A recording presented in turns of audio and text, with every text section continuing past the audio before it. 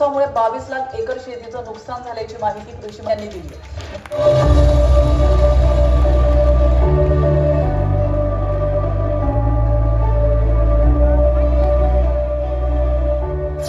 शेतकऱ्यांच्या आत्महत्या कधी थांबणार? शेतकरी आत्महत्येचे आकडे वाढतेच. अत्यंत चिंतेची गोष्ट आहे. महाराष्ट्रातील कोणत्याही जिल्ह्यात शेतकऱ्यांच्या आत्महत्या होणं हे अत्यंत दुर्दैवी आहे. म्हणूनच शेतकऱ्यांच्या आत्महत्या रोखण्यासाठी सरकारनं ठोस आणि दूरगामी ठरू शकतील अशा उपाययोजना करण्याची गरज निर्माण झाली आहे.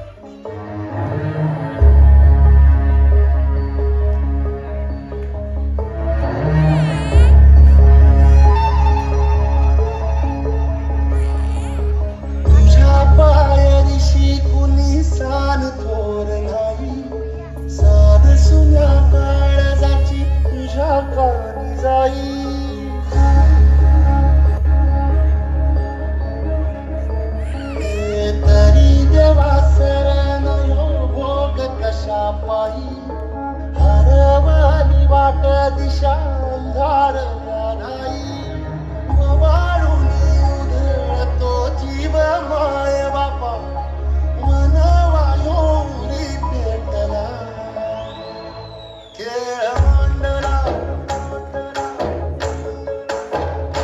खेळ मांडला खेळ मांडला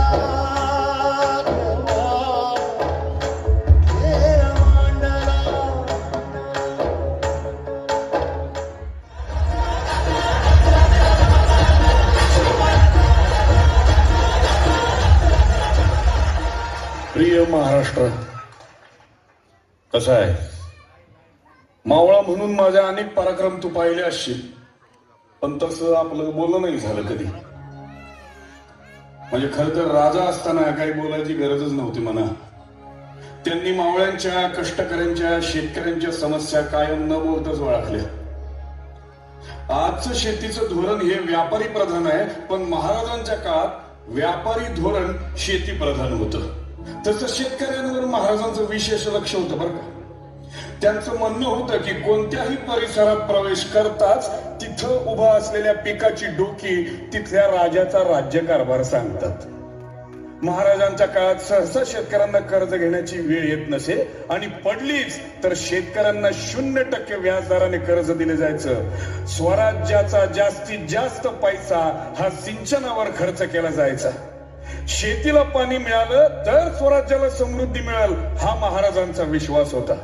महाराष्ट्र, मला सांग, त्यांच्या काळात अतिवृष्टी नव्हती का? त्यांच्या काळात दुष्काळ नव्हता का?